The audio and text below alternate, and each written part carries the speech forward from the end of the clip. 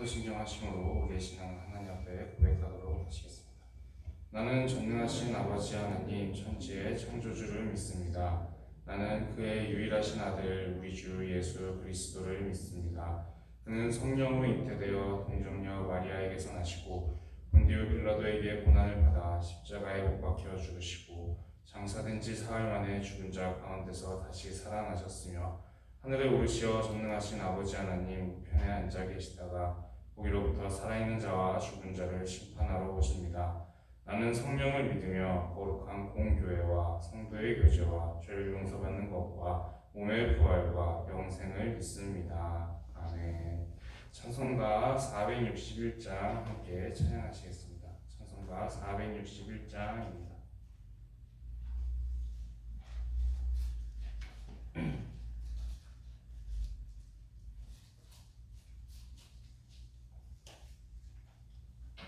찬송가 461장 함께 찬양하시겠습니다. 십자가를 칠 수 있나 주가 물어보실 때 죽기까지 따르오리 성도 대답하였다.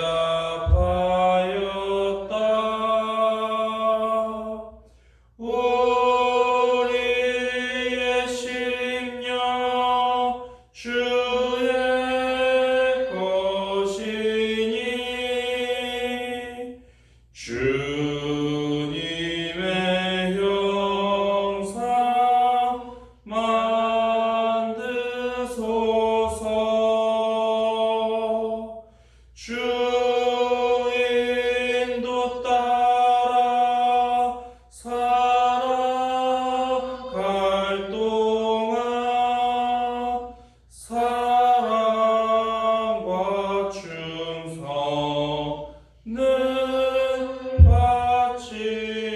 바치오리다. 너는 기억하고 있나 구원받은 강도를 그가 회개하였을 때 낙원 허락받았다.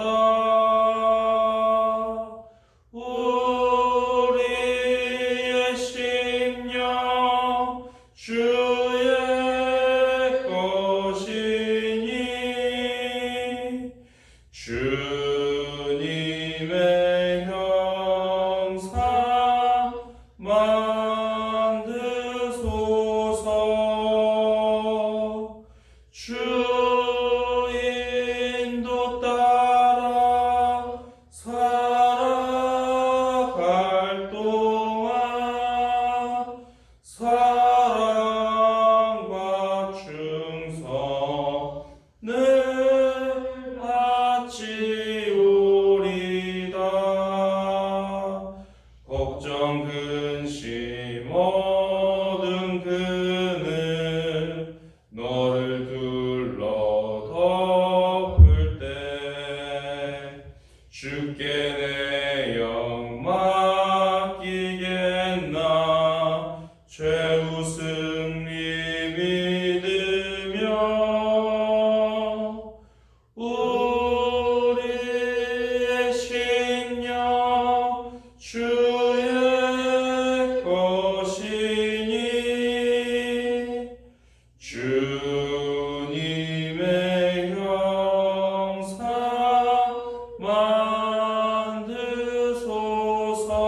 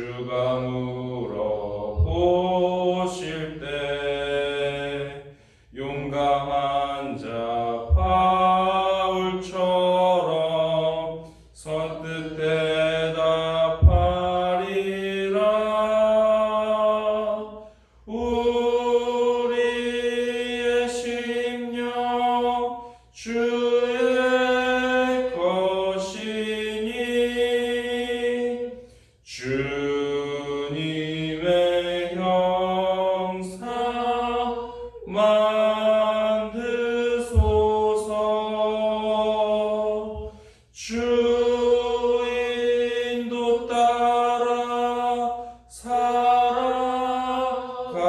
동안 사랑과 충성을 바치오리다.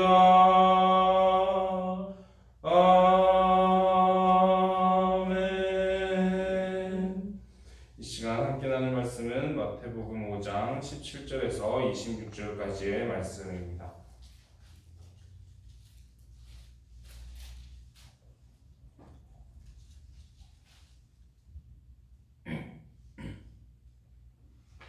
마태복음 5장 17절에서 26절까지의 말씀입니다.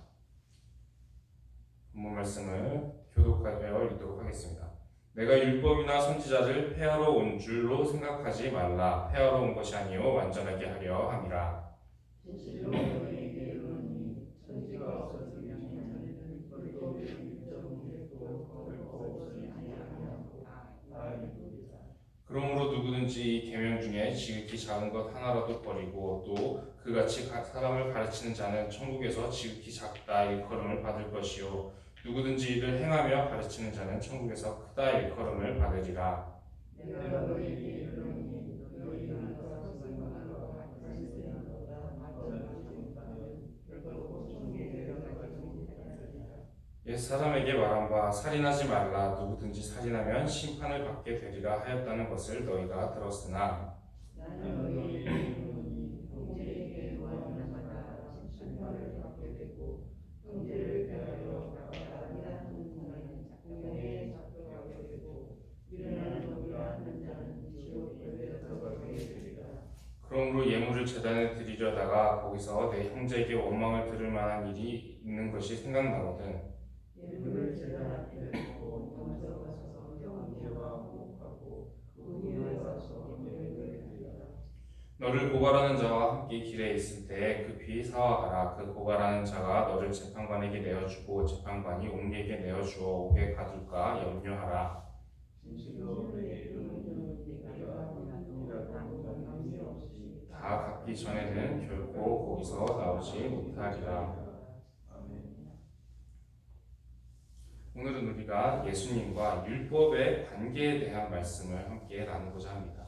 오늘 말씀을 보게 되면 이제 예수님이 율법과 자신의 관계에 대해서 말씀을 하시는 부분이 있는데 우리는 이제 흔히 예수님과 율법이 대립되는 것이라고 많이 생각을 하기가 쉽습니다. 왜냐하면은 율법이 원래는 우리에게 굉장히 많은 것을 요구하고 큰 짐을 우리에게 짊어지우고 있었는데 예수님이 그 짐에서 우리를 해방시켜 주신 것이다 라고 우리가 보통 이해를 많이 하기 때문에 이 율법과 예수님이 서로 이제 대립되는 것처럼 이렇게 생각되는 경우가 많이 있습니다.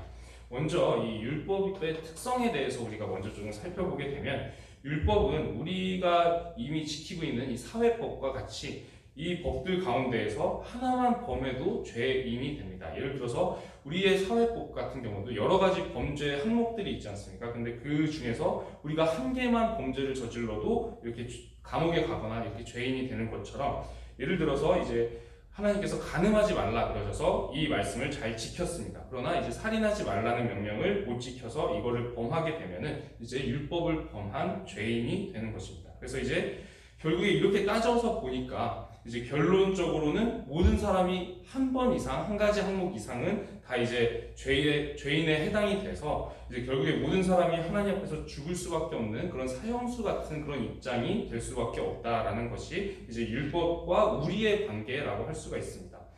그래서 이제 사형수에 대해서 우리가 비유를 한번 좀 들어보자면 우리가 사형수라고 생각을 해볼 때 만약에 우리가 이제 그 사형당하는 날짜까지 받아놓고 어쩔 수 없는 그런 상황 가운데 있었는데 나와 정말 친한 그 친구가 나를 살리기 위해서 나의 죄를 덮어쓰고 대신 사형을 당했다라고 생각을 해봅시다. 그러면 이제 그렇게 돼서 우리가 살아남게 되었다라고 생각을 해보면 그 이후에 우리가 어떻게 살아야 되는가 그 부분을 생각해보면 우리가 이 율법과 예수님께서 어떤 관계를 가지고 있는가를 이해하기가 쉽습니다.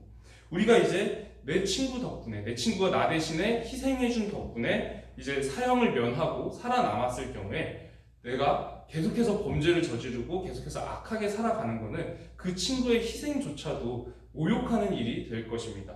우리는 나를 위해서 희생해준 그 친구를 생각해서라도 이제부터라도 선하게 살기 위해서 애써야 할 것입니다. 그런 것처럼 우리가 예수님께 은혜를 입었기 때문에 우리는 더욱더 하나님의 말씀대로 살아가야 된다라는 것입니다. 이 구약의 율법이라는 것에는 하나님의 뜻이 담겨 있습니다. 이제 이 구약이 예전에는 이제 우리한테 많은 것들을 요구를 하고 그것을 지키지 못할 때는 우리가 죄인의 신분으로 떨어져 버리는 그런 상황 가운데 있었지만, 이제 예수님께서 십자가에서 우리 대신에 피 흘려 죽어주심으로 우리의 신분이 바뀌게 된 것입니다. 예전 같으면 이제 사형수의 입장에 그런 자리에 서 있었다가 이제 예수님의 그 십자가 희생을 통해서 우리가 그 사형수라는 죄인의 자리에서 하나님께 사랑받는 하나님의 자녀의 자리로 옮겨지는 것이죠. 그래서 이제 신분의 변화가 일어났다라고 생각을 하시면 이해하기가 쉬울 것입니다. 그럼에도 불구하고 우리는 하나님의 자녀가 된 이후에도 하나님의 말씀대로 완벽하게 살아가는 것은 아니죠. 그럴 때마다 우리가 때로는 하나님의 말씀대로 살지 못하고 넘어지고, 때로는 이제 하나님께서 이제 이것은 좀 안 했으면 하시는 일들도 우리가 행할 때도 있습니다.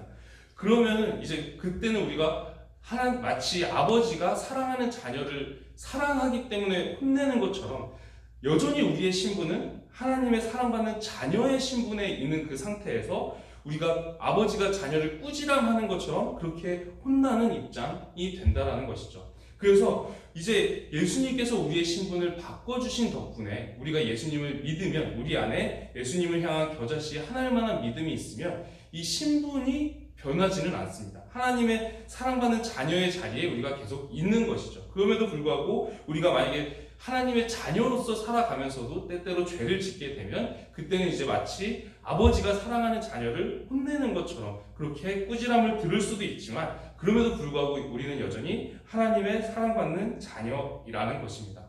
그래서 오늘 말씀을 보게 되면은 예수님께서 율법을 이제 폐하려고, 율법이 요구하는 거기에 담겨있는 하나님의 뜻을 우리가 더 이상 지키지 않아도 되는 것이 아니라 오히려 그 안에 담겨있는 하나님의 뜻을 우리가 더욱더 잘 지키면서 살아가야 된다라는 것입니다. 우리가 이 율법을 지키지 못한다고 해서 우리가 다시 신분이 바뀌고 사형수의 입장으로 떨어지는 것은 아니지만, 그럼에도 불구하고 마치 이제 아까 말씀드렸던 것처럼 원래 우리가 사형수였는데 내 친구가, 나와 정말 나를 사랑해주는 친구가 나를 대신해서 대신 사형당하고 내가 살아남은 것처럼, 그런 것처럼 이제 우리가 그 친구의 사랑과 희생을 기억해서라도 우리가 이제부터는 선하게 하나님의 뜻대로 살아가기 위해서 더욱더 애써야 한다라는 것입니다. 그래서 이제 기독교에서는 이것을 신학적인 용어로는 성화라고 합니다.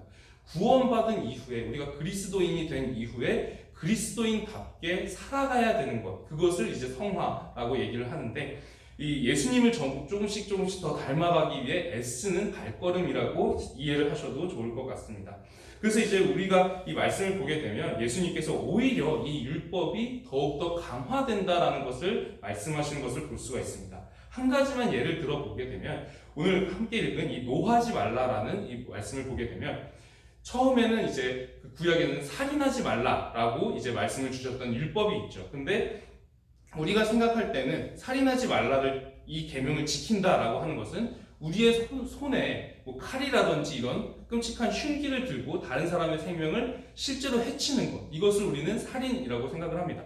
그래서 우리는 내가 이런 행동을 하지 않았기 때문에 나는 살인하지 않았고 이 계명을 잘 지키면서 산 사람이야 라고 우리는 스스로 생각을 하게 됩니다. 그런데 이제 예수님께서 말씀하시기를, 이 살인하는 것이 이제 살인뿐만 아니라 다른 사람에게 분노하지도, 화내지도 말고 또 비판하지도 말라, 다른 사람을 욕하지도 말라, 그 역시 심판받을 죄목이다, 이렇게 말씀을 하십니다.